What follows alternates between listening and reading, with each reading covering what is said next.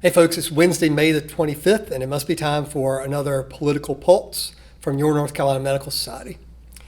We've just started legislative session, and this is our first political pulse of the legislative session, and we already have tremendous activity that we need to update you on.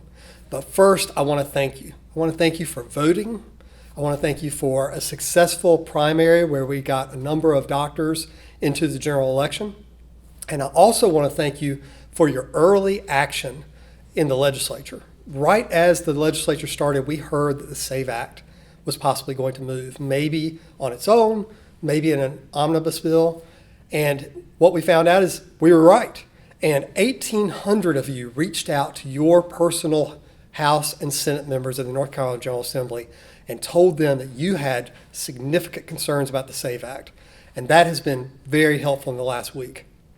Like I said, the rumors were true. And today in Senate Healthcare Committee, Senator Krawiec from Forsyth County introduced an amended version of House Bill 149.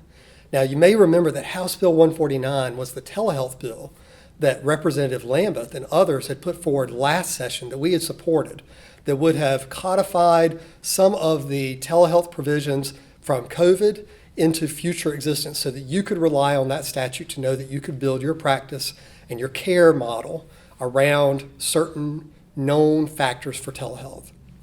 Those are up for debate right now in this bill. Those have been amended in this bill. But in addition to those telehealth provisions, they've added Medicaid Expansion, which we are incredibly supportive of. They've added the hospital assessment, which is the pay for the Medicaid Expansion. But they've also added the SAVE Act language, which we absolutely oppose. They've added more onerous provisions around surprise billing, which we have opposed in the past. And they've added a whole host of changes to the Certificate of Need law that we're still just understanding because we only got a hold of this bill a few hours ago. Now, we're doing this video on Wednesday instead of Friday because tomorrow, Thursday, the day that you're probably receiving this video, the bill is not up for discussion as it was today. The bill is actually going to be up for a vote in Senate Healthcare. So that's why I started off this video thanking you for already reaching out to your senators because they well know our position. So when I got up to speak today in Senate Healthcare Committee, they knew already what you thought of that part of this bill. And they know that you're opposed to any bill that includes the SAVE Act in it. We will continue to carry that message forward tomorrow when this bill goes before a vote in Senate Healthcare. From there, it will go to Senate Finance for a vote as well, just on the financial provisions of the bill, and then to the floor of the Senate next week.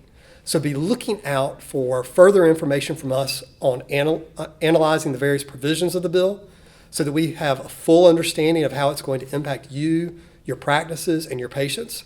And we will send you additional information on how to reach out to your senators about the vote coming up next week so that they can know exactly where you stand before they take that vote. We thank you so much for your engagement. We thank you for your membership that supports the activities that we do on your behalf at the North Carolina General Assembly. And we look forward to continuing to work with you on what we hope is a short session, 6 or 7 weeks. And you can look to us for further guidance in the weeks to come. Have a good weekend.